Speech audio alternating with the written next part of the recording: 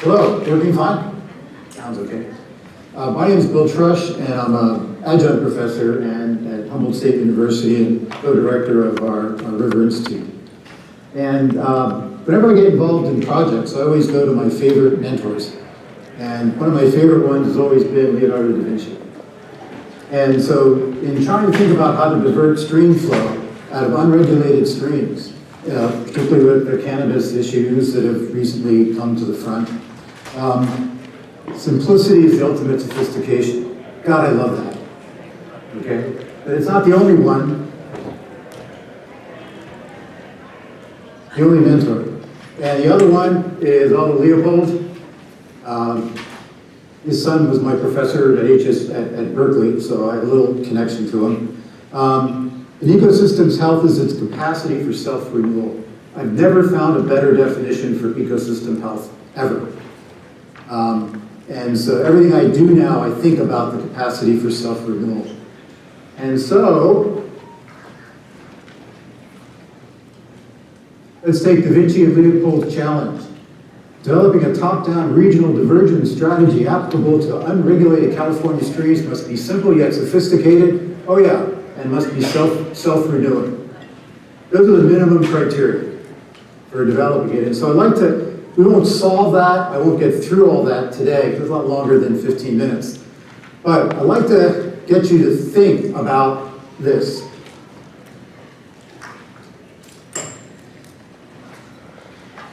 How many discussions have you ever been around when people start talking about the complexity? Well, we've increased the complexity of the stream. And I'm the asshole that always puts his hand up and goes, can you tell me the units for complexity that you're using? I've never had one good reply yet for what are the units for complexity. And so I've been wondering myself, how do I address river ecosystem complexity via capacity self-renewal, simple yet sophisticated? And so, in my 15 minutes, or I guess less so now, we're going to put variables on those axes, okay? And I think we'll be able to describe ecosystem complexity to a large degree with these two graphs. Let's start simple. And it seems simple.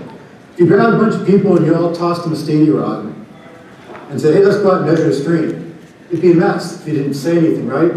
When we go to Riffle, when we go over to the pool, where would be a reliable spot to take depth?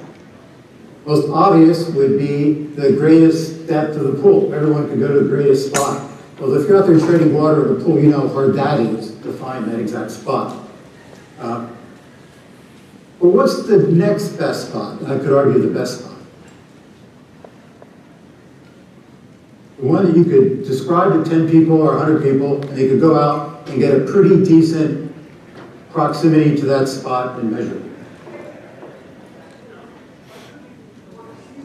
It's the Riffle Crest, the Thalweg at the Riffle Crest. So we've got our Thalweg meandering along with the stream channel, right? And we follow our Thalweg thread until we get to the Riffle Crest. And this was a picture taken out of, if you like to get that, I cleaned up the photo a little bit with the drawing, but there's the reference to it, because it's gotten around.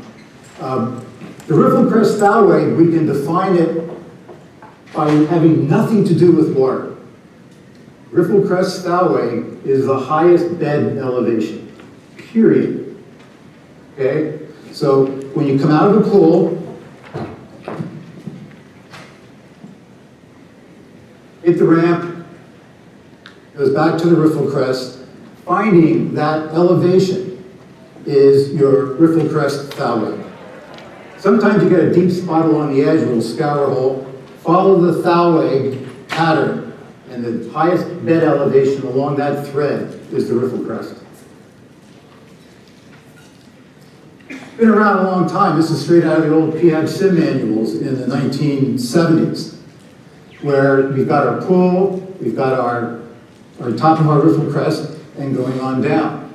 We have the stage of zero flow. If we sucked all the water, if we turned the water off on the stream, Eventually, the riffle would dry out, except for any subsurface flow, and you would have a teacup. And so, you can take any USGS gauge, or most USGS gauges, and you can see the stage plate there, and you can identify what stage is zero flow. And so if you subtract that stage from the USGS rating curve, you now have a rating curve for the riffle crest. In other words, if the stage of flow is about 0.68 feet, as you can see on that, then if we subtract 0.68 feet from all the other readings, that would tell us the depth of the riffle crest Thalweg at various flows. I've done this for hundreds of gauging stations going back into the 1890s. And I've been able to recreate habitat flow relationships from rivers that are long extinct or they're behind dams like the Salinas. Anyway, no time to talk about that. Sorry to be so rushed, but I want to try and get through what I can. This summer, I went around and started measuring riffle crests everywhere. I spent most of my time out in the field. And I always do it near a stream gauge. And so, if I'm out there, I might get 2 or 3 measurements over the summer, depth measurements at the blue X, which is the riffle crest. But to make a rating curve, I'll show you one, I like to have higher flows. And if you notice the silt bands along there, this is a USGS gauge, very close to Miranda. Well, the top and the bottom of those silt lines I can associate with the flow from the gauge. So I can go to other cross sections, survey in the silt lines, now I have 2 more flows. And so by doing some snooping, I could create pretty extensive rating curves with only 2 site visits.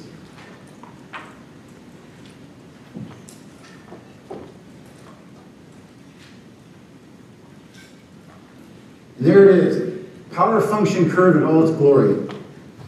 Stream flow and riffle crest Thalweg depth, following mostly a power function,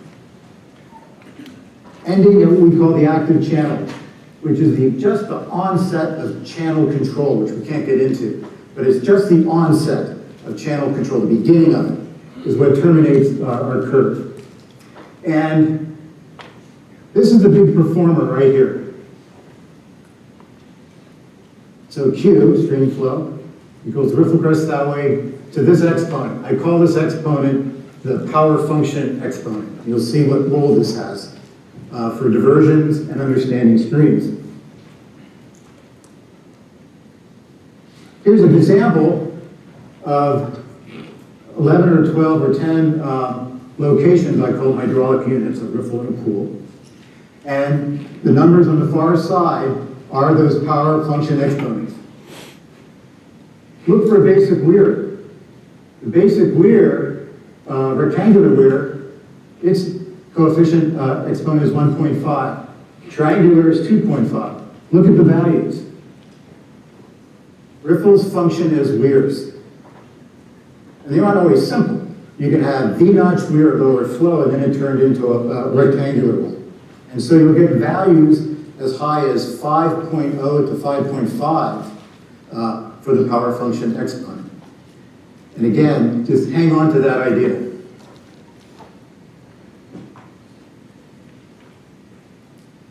So we take all those riffle crests that were measured and we plot their rating curves together.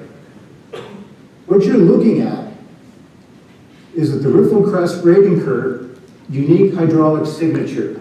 You're looking at the hydraulic signature of 11 locations on this stream. Think back to that graph that I had nothing on, right? There are 2 graphs.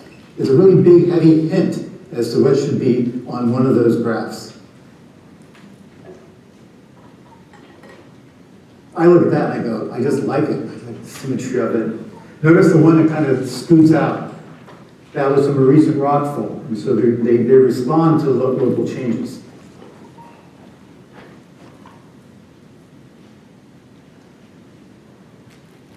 What the heck is that? Gotta get some free hands to do that. All right, so This is the Riffle Crest. I'm not going to stand on that.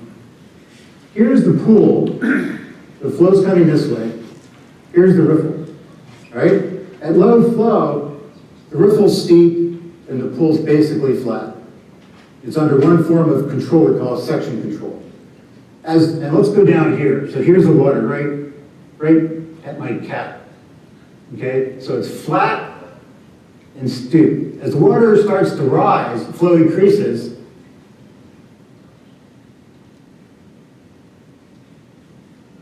Right around the active channel, you get a minor change in slope between the pool and the riffle. The pool slope steepens, and the riffle water surface slope becomes less.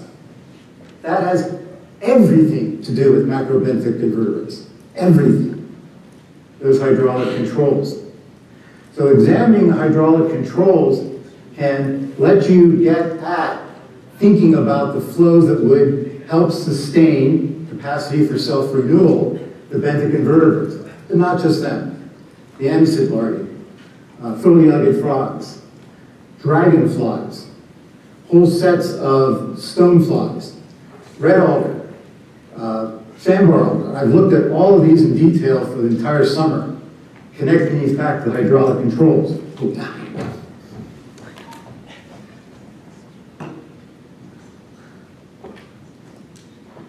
I got carried away. But this is one down in the Humboldt State Park that I didn't get a permit for. And the flow is going over this very shallow riffle. And at this very shallow riffle and shallow flow, it's creating a backwater all the way up, about a quarter mile in this case, on this one big long pool. But as that riffle starts to drown out, the bed forms take over. They control the relationship between flow and stage. And then when these long bar features are inundated, then we get into channel control, the overall geometry of the channel over multiple channel lengths or meander beds. So we go through three controls: sectional, bed form, and channel. I know I'm a little bit rushed, but we are getting some publications ready on this stuff to get out to you all. Here's what one of those rating curves look like. When we do, with a power function, you draw a line from zero, the origin, up to the active, and the greatest deviation from that is probably the most hydraulically diverse set of flows over the full range of flows, because the section control is competing with the bed form control. And the maximum deviation is where they're kind of at a standoff. If you go below, section control takes over. If you go above, active channel, bed form starts to take over. So this is an important flow. Are we getting closer? Complexity, space, and time. We've got 2 minutes, so space and time, so think quick.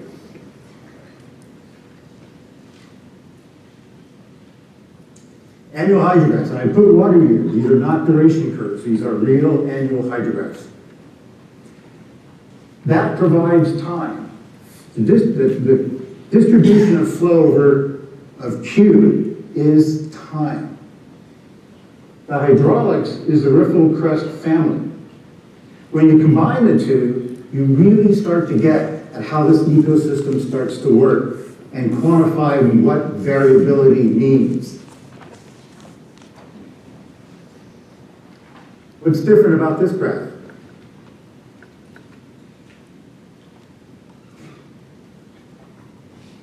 There's no Q here now. There's date. We can take stream flow, make it a function of Riffle Crest by a rating curve, and now we've got date. The Riffle Crest. We have the magnitude, the duration, frequency, and timing of the flow, a hydrograph. We now have the magnitude, duration, frequency, and timing of the Riffle Crest. This is Riffle creftographs. If you do it over 50 years, you now have daily, roughly the estimate for that riffle for 50 years with all the annual variability occurring.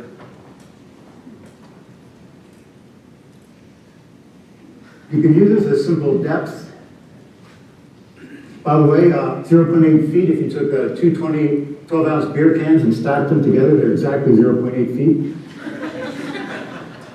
I did that in a court testimony. We won on that. But look what you can do, and I'm going to end on this slide. So, this is on the San Ynez River, where we were told that the fish rarely got up the river, because we all know it's a dry river, it's dry down. Well, we recreated the annual hydrographs due to folks monitoring at Santa Cruz Creek USGS. We turned it into riffle crestograph, and we put a full-size fish to scale on it. Do you think the fish could get up to most years? Hell yeah. A very simple use, where we took riffle crest depth, not just about fish, but we applied the annual hydrographs, the duration, magnitude, frequency, and timing. And you should think more about this. A fish doesn't sit there, a bug, tadpole, and go, oh man, God, I could use a few more CFS. Doesn't mean anything to them. What it means to them is turbulence, depth, temperature. So replacing Q on the hydrograph with something more ecologically relevant. With fish passage, I can go to depth, I can go to migration rate, and I can model successive spawning over a 50-year period under unimpaired conditions to see how well a recommended flow regime might work. And with that, Emily is going to show us an example of how this can be done with civic lamprey. Thank you.